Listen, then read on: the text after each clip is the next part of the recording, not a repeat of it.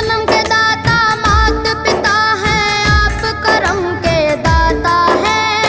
आप मिलाते हैं ईश्वर से, आप ही भाग्य विधाता हैं, आप ही भाग्य विधाता हैं। दुखिया मन को